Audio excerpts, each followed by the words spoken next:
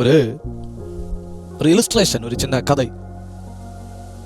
ஒரு அண்ணன் தங்கச்சி 2 பேரும் கடற்கரைக்கு போறாங்க. கடற்கரைக்கு போய் இந்த சின்ன சின்ன சிப்பி தோடுகளை பறக்குறாங்க. அந்த மூத்த சகோதரன் என்ன பண்ணாருன்னா அதெல்லாம் பறக்கி தன்னுடைய பாக்கெட்ல போட்டுக்கிட்டான். போட்டு கொஞ்சம் நேரம் இருட்டுறதுனால இவங்க வீட்டுக்கு கிளம்புறாங்க. வீட்டுக்கு நடந்து போகும்போ அங்க ஒரு கடை, அந்த கடை பூட்ட போறாங்க. அந்த தங்கச்சி நடந்து போற வழியில அந்த கடையை திரும்பி பார்த்துட்டே இருக்கு. நடந்து முன்ன போன அண்ணன் திரும்ப வரான். திரும்ப அந்த தங்கச்சி கிட்ட கேட்டா அது அப்ப தங்கச்சி அந்த பொம்மையை காட்டி சொல்லுது அது எனக்கு வேணும், அது எனக்கு வேணும்னு சொன்ன உடனே அந்த அண்ணன் தங்கச்சி உள்ள கூட்டிட்டு போறான். உள்ள கூட்டிட்டு போனா அந்த கடையோட முதலாளி கடையை அடைக்க போறாரு. எல்லாம் அங்க வேலை பார்க்கற எல்லாரும் வீட்டுக்கு கிளம்ப தயாராயிட்டாங்க.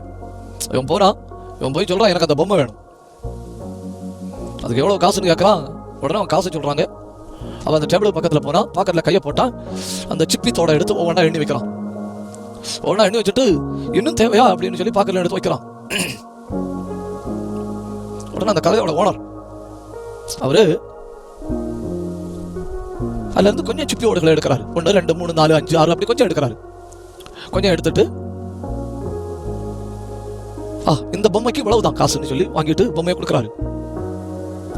கொடுத்துட்டு அந்த பையன் சொல்றாரு, இல்ல நீ தந்தது கூட கூட இருக்கு, கொஞ்சம் காசு மீதி இருக்குன்னு சொல்லி கொஞ்சம் உண்மையான காசை திருப்பி கொடுக்குறாரு. இவன் கொடுத்த சிப்பி ஓடு அவரு கொஞ்சம் உண்மையான காசை திருப்பி கொடுத்து விடுறாரு. அந்த பிள்ளை அந்த பொம்மையை பிடிச்சிட்டு அவங்க 2 பேரும் ஹாப்பியா நடந்து போகணும். நடந்து போக அந்த கடையில வேலை பார்க்குற ஆட்கள் ஓனருக்கு பக்கத்துல நிற்கிறாங்க. அவங்களுக்கு புரியல ஓனருக்கு என்ன ஆச்சுன்னு. கடையில் நிறுத்தி ஒரு பொம்மையை கொடுத்துருக்கு, அதுக்கு பதில் சிப்பி ஓடுகளை வாங்கியிருக்கு. இனி சிப்பி ஓடு கூடுதல் கிடைச்சு அவருக்கு சிப்பியோட காசு மாதிரி எண்ணி வாங்குறாரு. கூடுதல் கிடைச்சுன்னு சொல்லி கையில இருந்து எக்ஸ்ட்ரா காசு சொல்ல கொடுத்துருக்காரு. அவனுக்கு புரியல என்னன்னு கேட்கணும். அப்ப அந்த கடை ஓனர் சொல்றாரு,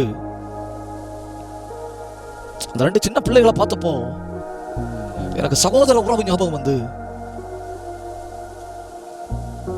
கான்பிடன்ட், என் என்ன பார்த்துக்கிடுவாங்கிற கான்பிடன்ட், என் எனக்கு தேவையானதை தருவாங்கிற confident, elder brother.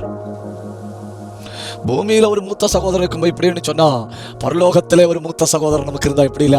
we have an elder brother. பைபிள்ல கொல்லுகிற மூத்த சகோதரன் உண்டு காயின், கொல்ல பார்க்கிற மூத்த சகோதரன் உண்டு ஏசா, விட்டு போடுகிற மூத்த சகோதரன் உண்டு யாக்கோபின் பிள்ளைகள். இதுக்கு எல்லாத்துக்கும் நடுவில் we have an elder brother. அதாவது நான் நினைக்கிறேன் தேவனுக்கும் மனுஷனுக்குள்ள உறவை இதுக்கு மேல வெளிப்படுத்துவதற்கு வார்த்தை இல்லைன்னு நினைக்கிறேன். நம்முடைய குடும்பத்துக்குள்ள உள்ள உறவு இல்லையா, அந்த உறவுக்குள்ள கொண்டு வராரு ஆண்டவர் அந்த உறவுக்குள்ள கொண்டு வராரு பவுல். கொண்டு வந்துட்டு சொல்றாரு, ஒருவேளை உலக பிரகாரமா இவங்களுக்கு மூத்த சகோதரர் இல்லாம இருக்கலாம், நமக்கு ஒரு மூத்த சகோதரன் உண்டு.